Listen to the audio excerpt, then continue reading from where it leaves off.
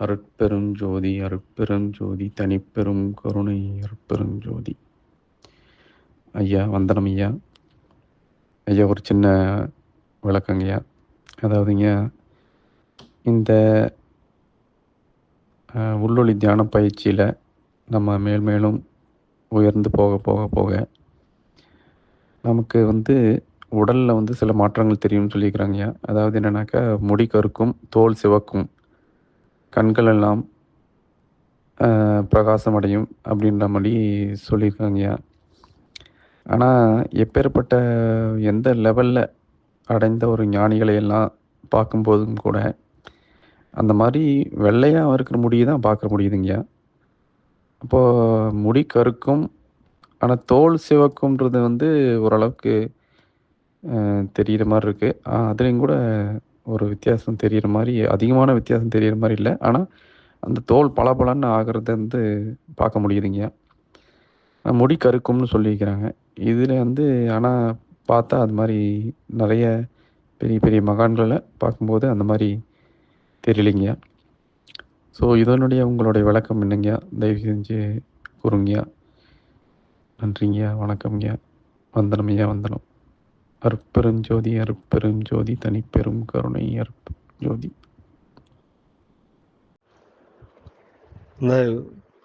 அருட்பெருஞ்சோதி அருட்பெருஞ்சோதி தனிப்பெரும் கருணை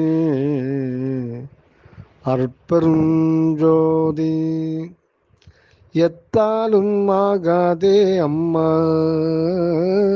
எத்தாலும் ஆகாதே அம்மா, அத்தாலே இருத்தல்லாம் சும்மா, அத்தாலே இருத்தல்லாம் சும்மா.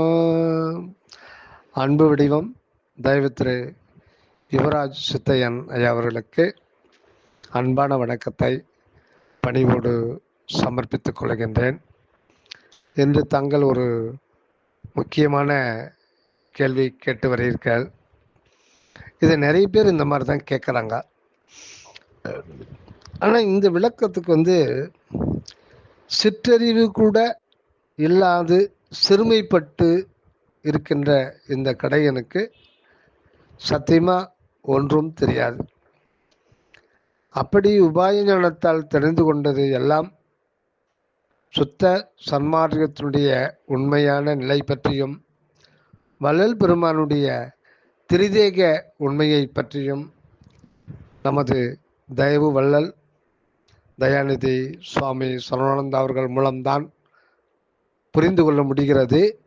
மேலும் அவருடைய டெக்ஸ்ட் படித்தாலே போதும், அதிலே எல்லாமே அதில் இருக்குது. இந்த அருட்பெருஞ்சோதி அகவல் உரை விளக்க திரும்ப திரும்ப திரும்ப திரும்ப படிக்கும்போது நமக்கு ஓரளவுக்கு அந்த விளக்கத்திலிருந்து பல உண்மைகளை நம்ம இந்த பக்கத்திலிருந்து புரிஞ்சுக்கிறதும், அது கூட அந்த பக்கம் உண்மையை நாம் இன்னும் புரிஞ்சிக்கலை.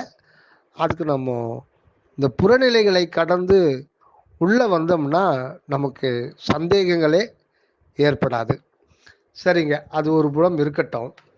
இப்போது மனதளவில் ஏற்படுகின்ற சந்தேகங்களில் முழுமையாக தீர்த்து வைக்கிறதுன்றது ரொம்ப கஷ்டமானது தான். இருந்தாலும் நமது சத்திய சுத்த சன்மார்க்க சத்திய ஞானி சரவணானந்தவர்கள் அந்த விளக்கத்தை நமக்கு கொடுத்திருக்கிறார்கள். இப்போது இங்கே நம்ம இறைவனை நோக்கி முன்னேறி செல்ல செல்ல இந்த புற உடம்புல முடி கருப்பாக மாறும், நிறையா இருந்தாலும் கருப்பாக மாறும், தோல் சிவக்கும், கண்கள் பிரகாசமடையும் அப்படின்லாம் சொல்கிறாங்க அப்படின்னு கேட்டிருக்கீங்க. இது வள்ளல் பெருமானும் சொல்லியிருக்காருங்க.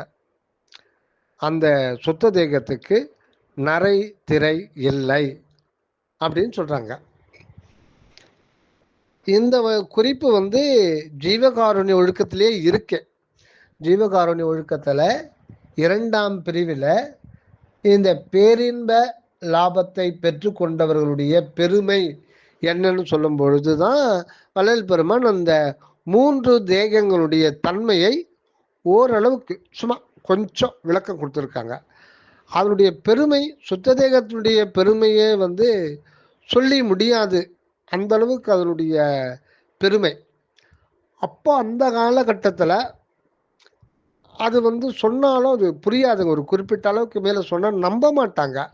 அதனால் சுத்த தேகம் பெற்றுக்கொண்டவர்களுக்கு வந்து முடி நரைக்காது, தோல் வந்து சுருக்கம் ஏற்படாது, அவங்களுக்கு பசி தாகம் பிணி ஏற்படாது அப்படின்லாம் சொல்லி வச்சாங்க. மேலும் உரைநடை பகுதியில் உபதேச குறிப்பில் அன்பர்களுக்கு சொன்னதில் அவங்க என்ன புரிஞ்சுக்கிட்டாங்களோ அது நமக்கு தெரியாது. ஏன்னா அக்காலகட்டத்தில் 3 தேகங்களுடைய உண்மையை வள்ளல் பெருமான் சொன்னாலும் அதை புரிஞ்சுக்கிற பக்குவம் யாருக்குமே இல்லாமல் இருந்தது அப்படின்னு தான் சுவாமி சரவணானந்த அவர்கள் சொல்வார்கள். என்ன ஒன்று மட்டும் அவங்களுக்கு நிச்சயம் பண்ணிக்கிட்டாங்க, உலகம் இதுவரையில் கண்டிராத மிகப்பெரிய சத்திய ஞானி தான் வள்ளல் பெருமான். அது மட்டும் கிளியராக இருந்தாங்க. ஆனால் அவருடைய நிலை என்ன, அவர் எந்த நிலையில் வாழ்ந்து கொண்டிருக்கார், அதுதான் அனகம். அது புரியாதுங்க, அவ்வளோ சீக்கிரம் அது புரிய வைக்க முடியாது. ஏன்னா இதுக்கெல்லாம் வந்து தற்போதும் முற்றிலும் நீங்கணும், உயிர் இறக்கம் உள்ளபடி ஆன்மநிலை வரணும், அந்த புறச்சார்பெல்லாம் விடுத்துட்டு இறைவன் தான் கதின்னு உள்ள வரணும். அப்போ இறைவனே உண்மையை தெரிவிப்பார். இந்த வள்ளலாருடைய திரிதேக சித்தி உண்மை என்பது அது இறைவனுடைய நிலை தான். இங்கு வள்ளலாருடைய நிலை இறைவனுடைய நிலை என்பது கிடையாது. இறைவன் தான் வள்ளலாருடைய உடல் பொருள் ஆவிய காலி பண்ண சொல்லிட்டு வாங்கிட்டு அதை தன்னுடைய உடல் பொருள் ஆக்கிய, அது ஏற்கனவே அப்படி தான் இருந்தது. அது ஆகும்போது அது வந்து எல்லாமே வந்து மாறிடுது அப்படின்றது தான். இப்போ சுத்த தேகத்தை மட்டும் நம்ம பார்ப்போம். இப்போ சுத்த தேகம் பெறுறாங்க அப்படின்னா நீங்கள் சொல்கிற மாதிரி இந்த உள்ளொளி தியானம் பயிற்சி செய்ய செய்ய மேலே நம்ம உயர்ந்து செல்ல செல்ல இந்த மாதிரி மாற்றங்கள்லாம் ஏற்படும் அப்படின்றதெல்லாம் உண்மை கிடையாதுங்க. தியானம்ன்ற வார்த்தை வந்து ஒரு குறிப்பிட்ட காலத்துக்கு தான், அப்புறம் அந்த வார்த்தை தேவைப்படாது. விசாரம்ன்ற வார்த்தையோ தியானம்ன்ற வார்த்தையோ அது நுழைவு வாயில். அது வந்து விஞ்ஞான ரீதியாக சொல்லப்போனால் இந்த எஸ்கேப் வெலாசிட்டின்னு சொல்லுவாங்க. இந்த ராக்கெட் வந்து இந்த காற்று மண்டலத்தையே நம்ம தடுக்கிற வேகத்தை தடுக்கிற காற்று மண்டலத்தை தடை நீக்கி போனோம். அதுக்கப்புறம் புவியீர்ப்பு விசையினுடைய தடையும் நீங்கி பண்ணால் அது ஒவ்வொரு ஸ்டேஜ்லேயும் ஒவ்வொரு திசை கோணம் எரிபொருளுடைய இது எல்லாமே மாற்றணும். ஒரு செகண்டுக்கு எவ்வளோ பாஸ் ஆகணும், அது ஒரு கணக்கு வச்சுருக்காங்க. இதெல்லாம் கரெக்டாக இருந்தால் தான் அது வந்து விண்வெளியில் சீறி பாயும், இல்லை பண்ணால் வெடித்து சிதறி கீழே விழுந்துடும். அது கடந்து ஒரு குறிப்பிட்ட எல்லை கடந்து போகிற வழியில் அந்த எஸ்கேப் வெலாசிட்டி மாறிக்கிட்டே இருக்கும். இந்த அடுக்கு அது ஒரு இது இருக்குது, அது ரொம்ப டீப், நமக்கு அது தேவையில்லை, அது பெரிய ப்ராசஸ். அதெல்லாம் பல டிக்கெட்ஸாக இது பண்ணிட்டு தான் ராக்கெட்டை விட ஆரம்பித்தாங்க. அந்த மாதிரி ஒரு எஸ்கேப் வெலாசிட்டி. இந்த உணர்விலிருந்து நாம் விடுபடணும் அப்படின்னா அதுக்கு ஒரு தீவிர முயற்சியும் பயிற்சியும் இருந்தால்தான் முடியும். ஏன்னா இந்த உலகத்தில் நம்ம என்ன பண்ணுறோம், இங்கே நம்ம கண்ணால் பார்க்குற சொத்து சுகம், இந்த இந்திரிய சுகம், பொருள்கள், காரு பங்களா, இதுதான் வந்து சதம் அப்படின்னு நினைக்கிறோம். ஆனால் இது நிலையில்ன்றது நம்ம எல்லோருக்கும் தெரிந்து கூட அதை மறந்துட்டு அதுக்காக தான் நாயா பேயா ஓடுறோம் உழைக்கிறோம். இது அனித்தியம் தெரிஞ்சது. ஒரு காலகட்டத்தில் இதை விட்டுட்டு அவளையும் விட்டுட்டு காதறிந்த ஊசியும் வாழாது காணும் அப்படின்னு சொல்கிற மாதிரி விட்டுட்டு தான் போகிறோன்னு தெரிஞ்சு கூட, ஆனால் அது நம்ம அதை நடைமுறைக்கு அது கொண்டு வரதில்லை. அது ஒரு பக்கமாக அது ஒதுக்கி வச்சுட்டு இதுதான் சதம் இதுதான் உண்மைன்னு சொல்லிட்டு நம்ம ஓடுறோம். இதுக்கே ஒரு நல்ல நிலையில் வரணும்னா மனிதன் எவ்வளவு முயற்சியை பண்ணுறான், அதுவும் விருப்பத்தோடு தான் பண்ணுறான், கஷ்டப்பட்டுலாம் பண்ணல, விருப்பத்தோடு தான் நம்ம ஒரு நிலையை அந்த சமுதாயத்தில் நல்ல ஒரு மதிப்பில் 4 பேர் மதிக்கிற மாதிரி வரணும். அது வந்து அயராது அதுக்காக விருப்பு முயற்சியோட பாடுபடுறான். எப்படி இது அனித்தியம்னு ஒரு மைண்டில் ஒரு மூளை தெரிஞ்சு கூட அதை மறந்துட்டு இது நித்தியம் சொல்லிட்டு தான் நம்ம இது பண்ணுறோம். இதுக்கே இவ்வளவு ஒரு மனிதன் இரவு பகல் பாராது உழைக்கிறான்னா நம்ம எக்காலத்தும் அழியாத ஒரு நித்தியமான வாழ்வை பெற்றுக்கொள்ளணும்னா அது நிச்சயம் ஒரு பெருமுயற்சி செய்தால்தான் அது முடியும். ஏன்னா அந்த முயற்சி கூட கடவுளுடைய ஏகதேச அருள் முயற்சி தான். அதனால்தான் சரவணானந்த சுவாமி சொல்லும்போது அருள் நன்முயற்சி அப்படின்வாரு. அதே மாதிரி வள்ளல் பெருமானும் எனது அதி தீவிர விருப்ப முயற்சியாக இருக்கிறது, அந்த நித்திய வாழ்வை பெற்றுக்கொண்டு எக்காலும் அழியாத நிலை பெறத்துக்காகத்தான் எனக்கு அதிதீவிர விருப்ப முயற்சியாக இருக்கிறது. எதுக்கு நமக்கு இதெல்லாம் பதிவு பண்ணியிருக்காருன்னா ஒவ்வொருத்தரும் என்னை போல் இருங்க அப்படின்றதுக்காக தான் இதை பதிவு பண்ணியிருக்காரு. சரி, அதை விட்டுருவோங்க. இப்போ இந்த வள்ளல் பெருமான் பெற்ற சுத்த தேகம் முதல்ல சுத்த பிரணவ ஞான தேகம். ஆனா அப்படி கிடையாதுங்க. முதல்ல இதுதான் நம்ம எல்லாருமே மிஸ் அண்டர்ஸ்டாண்ட் பண்ணிக்கிறோம். சுத்த தேகம், பிரணவ தேகம், ஞான தேகம். ஆக வள்ளல் பெருமானே அப்படி சொல்லியிருக்கிறதுனால சுத்த தேகத்தான் முதல்ல, அது முதல்ல வருது, அதனால முதல் அதை பரணம் போல இருக்குது அப்படின்னு நாம நினைச்சுக்கிறோம். இது நம்முடைய மனது அப்படி தவறான ஒரு அண்டர்ஸ்டாண்டிங் பண்ணுது. இது தவறு அப்படின்னு யார் சொல்றது அப்படின்னா சுவாமி சரவணானந்தாவுடைய டெக்ஸ்டை படிக்கும்போது தான் இதுவரையில் நாம் அப்படி நினைச்சிருது தவறு என்பது நமக்கு அவரு தயவு பண்ணும்போது தான் தெரியுது. ஏன்னா முதல்ல வள்ளல் பெருமான் அந்த மெய்ஞான சுரூபியாய் நிலைத்து விடுகின்றார். அதுதான் ஞான தேகம். ஏகா அநேகா எழிற்பொதுவில் வாழ் ஞான தேகா கதவைத்தர அந்த நிராதார நிலையில அருள் வடிவினனாக அங்க அருள்ஜோதி அக வடிவனாக அவர் முதல்ல இறைவனோடு இரண்டர நிலைத்து அந்த ஆத்மஸ்வரூபத்தில் நிலைத்து நிற்கிறார். இதற்காகவே அவர் சிறிய வயதிலிருந்து இந்த பயிற்சியிலேயே தொடர்ந்து இருக்கிறார். வேறு ஒன்றையும் வள்ளல் பெருமான் பொருளாக நினைக்கவே இல்லை. அது திருவருளையே குட்டி வச்சிருக்கு. ஏன்னா அதுக்கு பல பிறவிகளுக்கு முன்பே அவர் ஞானியாகவும் சிவ யோகியாகவும் மெய்யான ஒரு பக்தராகவும் அடியார் திருக்கூட்டத்தில் சிறந்து விளங்குகின்ற ஒருவராக இருந்திருந்தால்தான் இந்த ஒரு உலகம் கண்டிராத ஒரு அருட்பக்குவ நிலையை பெற்றிருக்க முடியும். ஆனால் அவர் சிறிய வயதிலேயே அந்த உண்மை கடவுள் ஒருவர் தான் இருக்கிறார் என்பதை உள்ளொளியாயிருந்து உணர்த்தினார்னு விண்ணப்பத்தில் நம்ம பார்க்குறோம்.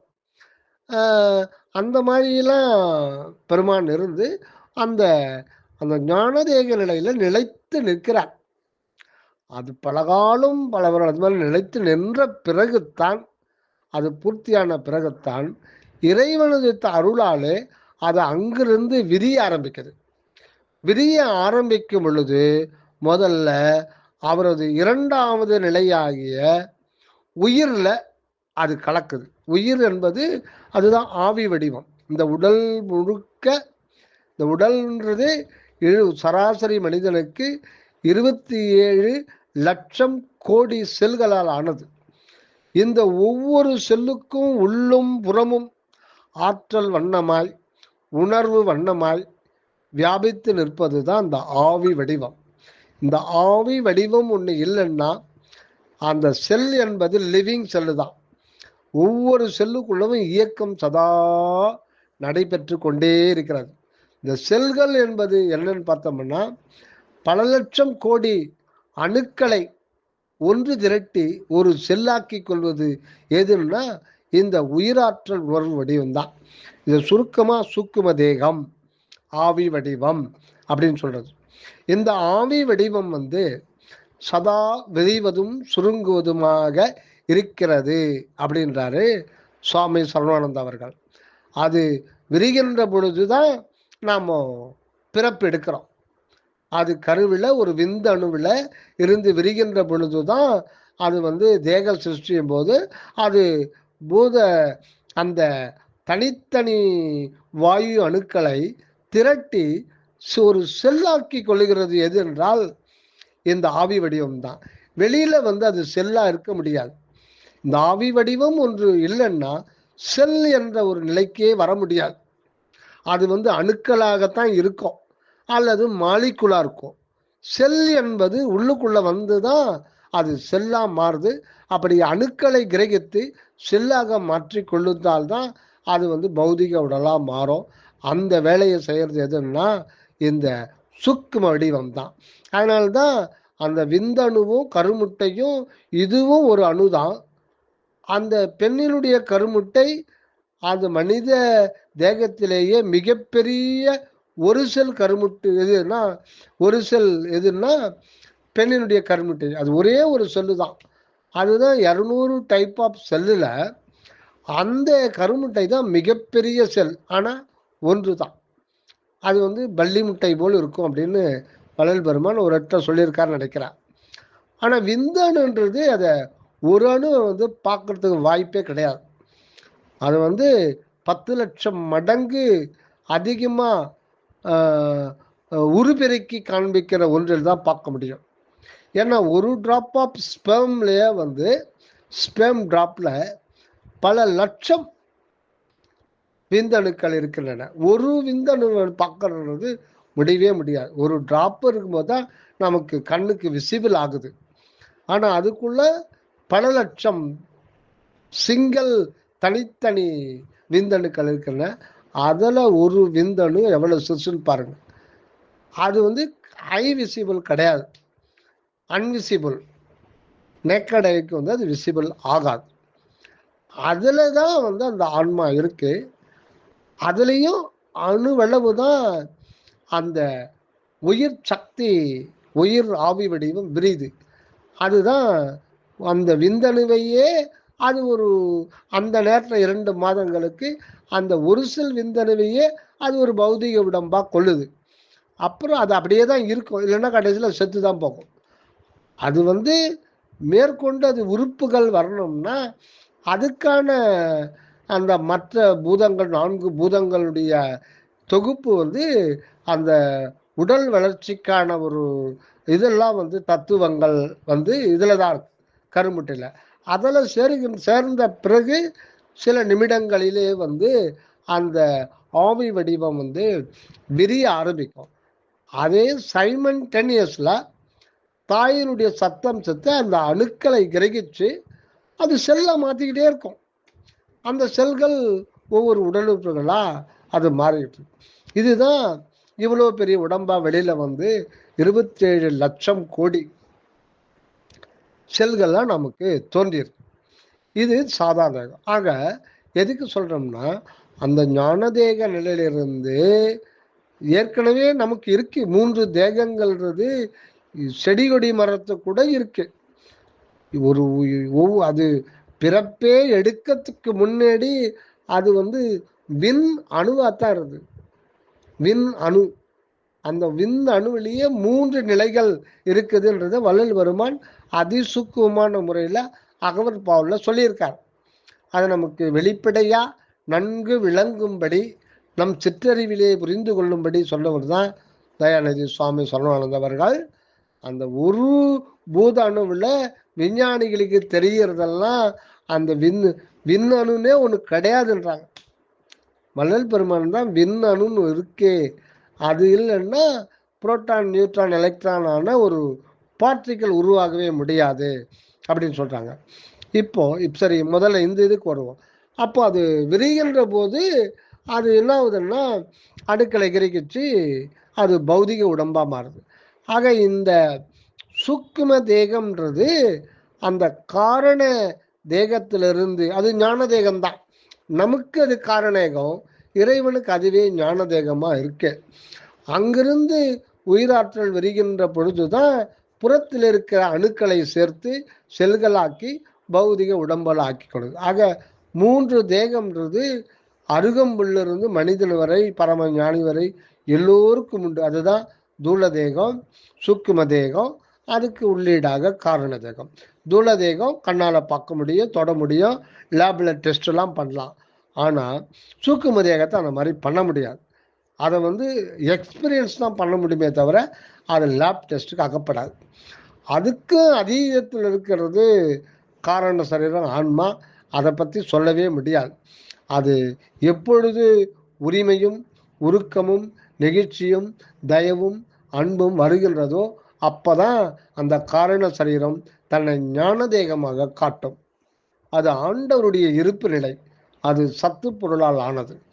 ஆக இந்த நிலையில இருக்கும் பொழுது இதுதான் சொல்லும்போது அந்த சூக்கும தேகம் இவ்வளவு இத்தனை கோடி காலமா நமக்கு விரிவதும் சுருங்குவதுமாகவே இருக்கிறது. அந்த ஆவி வடிவம் விரிகின்ற பொழுது பிறப்பு உருவாகிறது.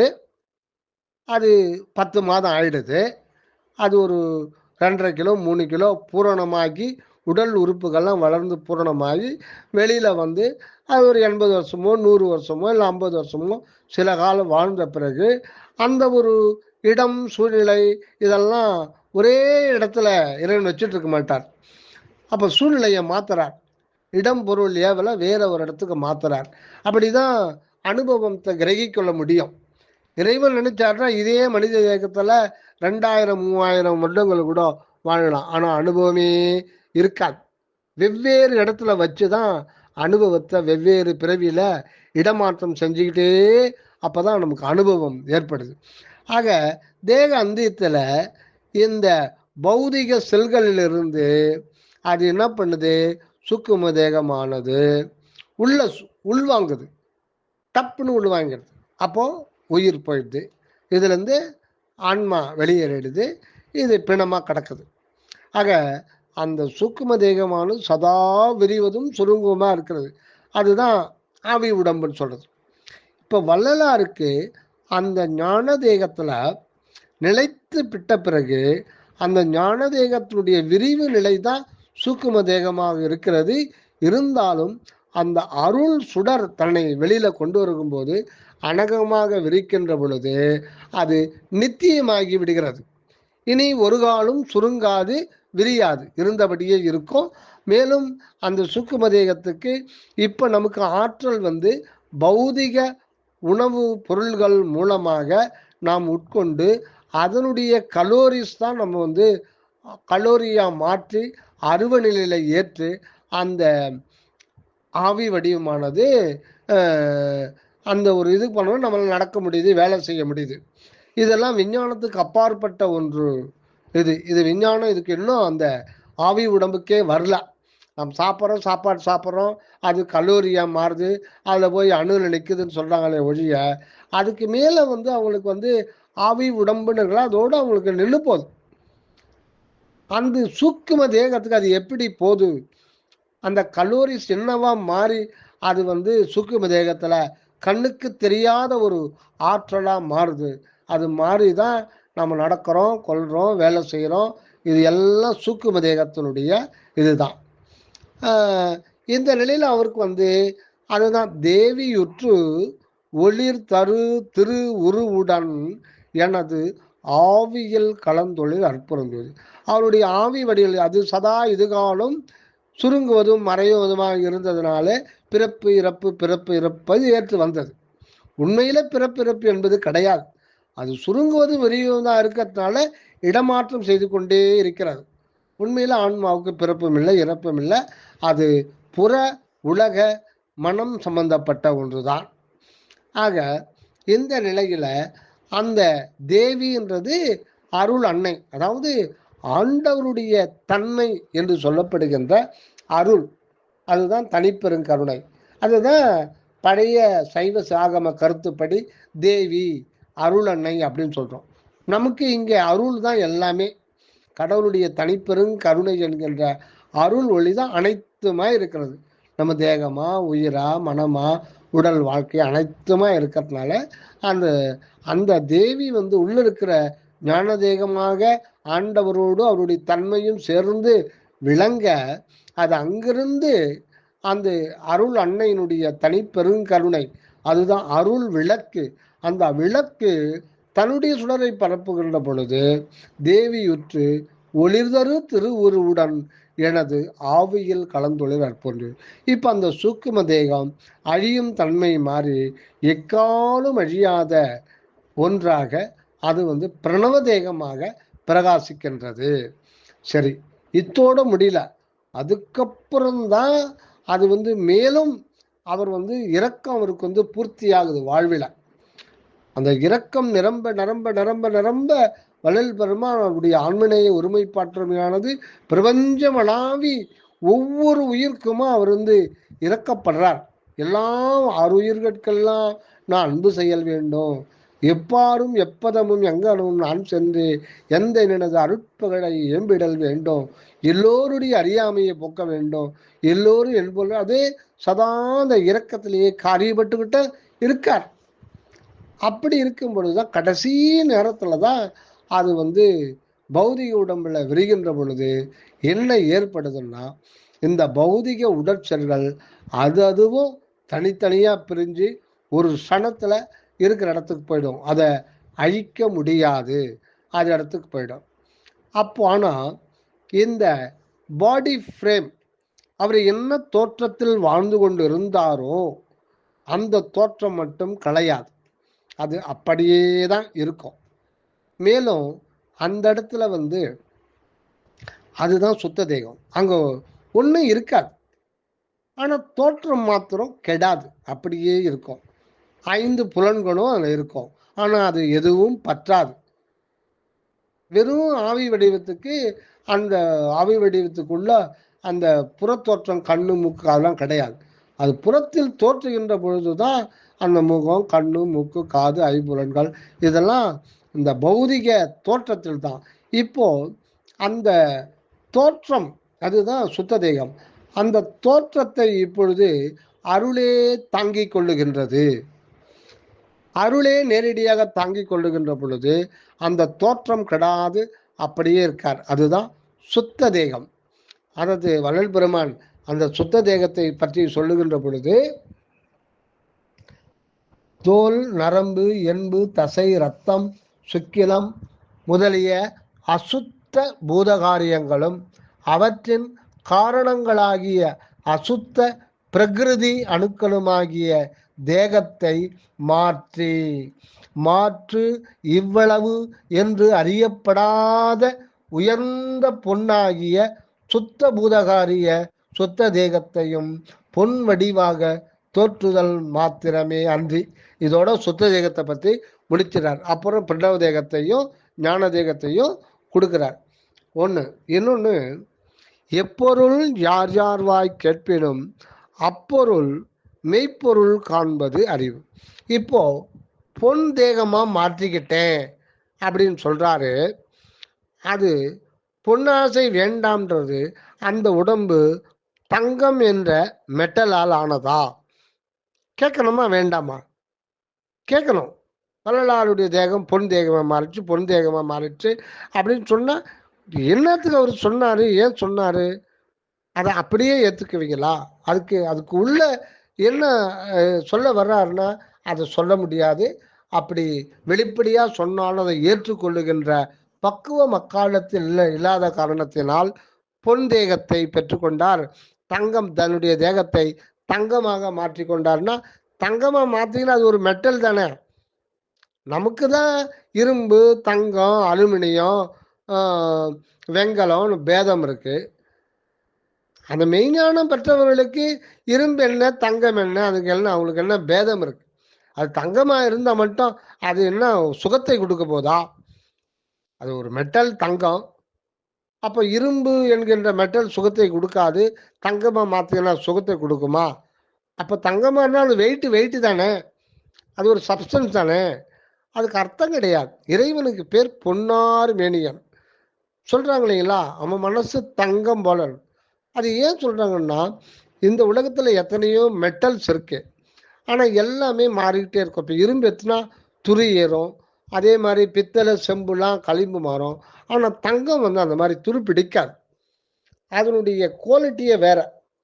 எல்லாத்த விட இந்த எல்லா மெட்டலை விட தங்கம் ஆபரணம் செய்வதற்கு கூட சரி, அது வந்து ஒளிப்பட்டால் பிரதிபலிக்குது, எல்லாத்துலேயும் அது மேன்மை பொருந்தியது. அதனால இரும்பையோ செம்பையோ தாமிரத்தையோ அல்லது வெண்கலத்தையோ பித்தளையோ அலுமினியத்தையோ போடாம தங்கத்தை ஏற்றுக்கொள்கிறார்னா அதுல ஒரு விசேஷம் இருக்கு.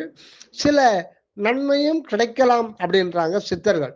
அந்த தங்கம் அணிகின்ற பொழுது அதுக்கு ஒரு கேரக்டர் இருக்கு, அதெல்லாம் நமக்கு தேவையில்லை அந்த ஒரு இதுல. அதனாலே தவிர அதனால அவன் மனசு தங்கம்பா, அவன்னா பொண்ணு மாதிரிப்பா அப்படின்னு சொல்றது ஒரு வழக்குன்னா எல்லாத்துக்கும் தங்கத்தை உதாரணமா சொல்லுவாங்க. இப்போ வாரியார் திருமுருக கிருபானந்த வாரியார் சுவாமிகள் எம்ஜிஆருக்கு வந்து பொன் மனச்சம்மல் அப்படின்னு பேர் வச்சாருங்க, பட்டம் கொடுத்தார்.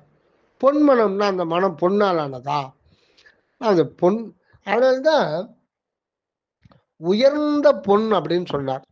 உயர்ந்த பொன்னாகிய சுத்த பூதகாரிய சுத்த தேகத்தையும். இப்போ சுத்த பூதம் அசுத்த பூதம்னு ரெண்டு இருக்கா, அதை நம்ம கேட்கணுமா வேண்டாமா? பூதம் 5 பூதங்கள், அதில் பிரதானம் முதன்மையானது விண்பூதம், அதுவும் அணுக்களால் ஆனது. இதுலேயே அசுத்த விண்பூதம் சுத்த விண்பூதம் அப்படின்னு 2 இருக்கானா? கிடையாது. அந்த மாதிரிலாம் கிடையாது. இப்போ ஒரு ஹைட்ரஜனே எடுத்துங்க, அது வந்து ஒரு ஆக்சிஜன், ஒரு புரோட்டான், ஒரு நியூட்ரான், ஒரு எலக்ட்ரான், அதாவது எல்லாத்தையும் அது மாதிரி தான் இருக்கும். அதில் அசுத்த ஹைட்ரானு சுத்த ஹைட்ரான் ஹைட்ரஜன் அது மாதிரி கொண்டு வர முடியுமா? சுத்த பூதம் அசுத்த பூதம் அது மாதிரி இருக்கா?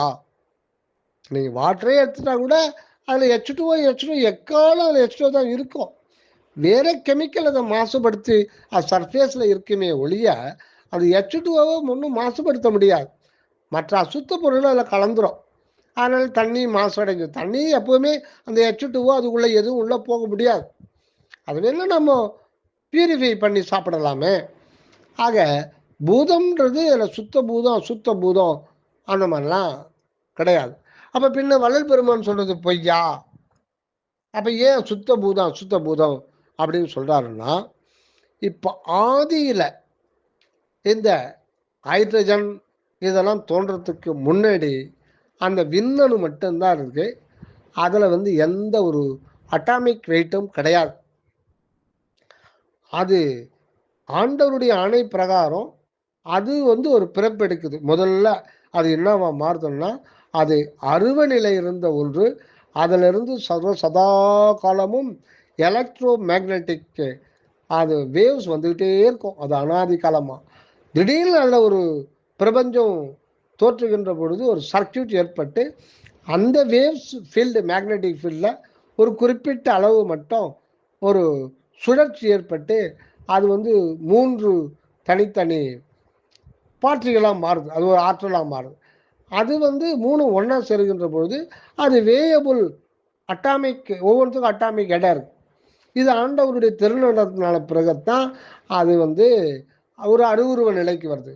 அப்புறம் பல யுகங்கள் கழித்து தான் அது நீரணு தீயணு அந்த மாதிரிலாம் வந்து கடைசியில் அதே ஹைட்ரஜன், ஒரு ஆக்சிஜன், ஒரு புரோட்டான், ஒரு நியூட்ரான், ஒரு எலக்ட்ரான் இருந்தது.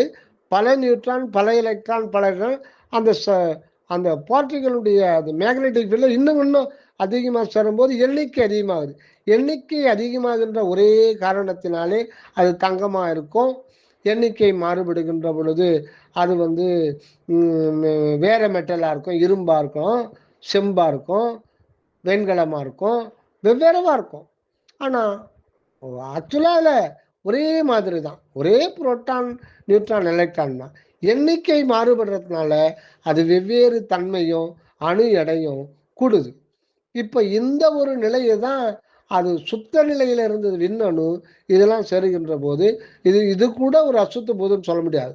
அசுத்த பூதம் எப்பன்னா அது வந்து அந்த அந்த விந்தணுவிலிருந்து உயிராற்றல் வருகின்ற பொழுது இது உணவுப் பொருள்களை மாற்றமடைந்து அது செல்களாக மாற்றிக்கொள்கின்ற பொழுது அது உறுப்புகளாக வரும் பொழுது அதிலிருந்து அது அழுக்குகள்லாம் வருது. வியர்வை, மலம், சிறுநீர் இந்த மாதிரிலாம் வருது. ஒரு நாற்றம் எடுத்து இந்த ஒரு நிலையை மாற்றிட்டு பழைய நிலைக்கு அது கொண்டு போகிறார். இதை வந்து அப்படியே வச்சிருக்கிறாங்கன்னு அப்படி கிடையாது. இவ்வளவும் காரணம் இதுக்கு. அப்போ இந்த ஒரு பௌதிக உடம்புல தான் நம்ம வந்து அனுபவத்தெல்லாம் கிரகிச்சிட்டோம். இதெல்லாம் பூர்த்தியான பிறகு அந்த விண்ணணுடைய கடைநிலை தோற்றத்துல தோற்றம் வடிவம் எதுவும் இல்லாதிருந்தது அப்போது. இப்பொழுது அதுக்கு ஒரு உருவம் கிடைத்து விட்டது. இப்ப இந்த உருவம் கடவுள் அறிவு என்று சொல்லப்படுகின்ற உண்மையான அறிவு. அந்த அறிவே புறத்தில் உருவமாக விளங்க ஆரம்பித்து விட்டது. முன்பு பூத சக்தி தான் உருவம் கொண்டது. இப்பொழுது வரலாறுக்கு அறிவே உருவாய், அறிவே மனமாய். அறிவுன்னா இங்க கடவுள் அறிவாகிய அருள். இதை குறிப்பிட்டிருக்கார் பாருங்க. அருள் நெறின்ற இதுல வரும் அப்படின்னு நினைக்கிறேன். குற்றமே உருவாய், குற்றமே மனமாய், குற்றமே வடிவாய், குற்றமே அனுபவமாய் அப்படின்னு சொல்லிட்டு இருக்கிற எண்ணுக்கு அறிவே உருவாய், அறிவே வடிவாய், அறிவே மனமாய், அறிவே உயிராய், எல்லாமே அருள் தான் அந்த இடத்துல ஆக்கியபை ஆகுது. அதனால தான் அந்த சுத்த தேகம். அதை சொல்ல வந்தது தான். அதில் வந்து அது நிறைய இருக்காது, திரை இருக்காது, மூப்பு இருக்காது. ஒரு முதல்ல ஒரு பற்றுகளை உண்டாக்குறாங்க. அடடா அப்படியா அப்படியா அப்படின்னா சன்மார்க்கு வந்துடுவோம் அப்படின்லாம் ஒரு ஒரு இது ஏற்பட்டது. அதுக்காகத்தான். அப்போ வந்து இவ்வளோ டீட்டெயிலாம் சொல்ல முடியாது. சொன்னாலும் ஹைட்ரஜன்னா அந்த காலில் ஏற்றுக்க மாட்டாங்க. புரோட்டான் நியூட்ரான்னா ஓடி போயிடுவாங்க, இடத்த காலி பண்ண போயிடுவாங்க. நம்மளை மாதிரி கடவுள் இருக்கிறாரு அப்படின்ற ஒரு இதில் இருந்தே அவங்க விடுபட முடியல. யோசனை பண்ணி தான் வந்தாங்க. ஒரு தீப வழிபாடுறதுக்கே அவங்களால ஜீர்ணிக்க முடியல. அந்த மாதிரி ஒரு காலகட்டத்தில் இவ்வளவு டீட்டெயில் சொல்றதுக்கு அப்போ விஞ்ஞானம் வளர்ச்சி இல்லை. விஞ்ஞான வளர்ச்சி அப்புறம் தான் வள்ளல் பெருமானுடைய திருநடனத்தினாலே எல்லாம் அங்காங்கே ஆங்காங்கே மனதுகளில் தூண்டி விட்டுட்டு புற உலகத்தில் இருக்கிற உண்மையெல்லாம் உலகுக்கு வெளிப்படுத்தருளினார். அதுக்கு முன்னே கிடையாது. ஆக இந்த நிலையில இருந்தது. அதனால அதுக்கு நிறை இல்லை, திரை இல்லை, மூப்பு இல்லை, நிறம் மாறாது. அதனால கற்பந்தான்னா வெள்ளியாந்தாண்ண, கற்பந்தா ஒஸ்தி வெள்ளியாந்தா மட்டும் நிறத்துல போய் என்ன இருக்கு, தோல் நிறத்துல போய் என்ன இருக்கு. அதெல்லாம் வந்து அது ஒரு இதுக்காக சொல்றதே தவிர வேற எதுக்கும்ல.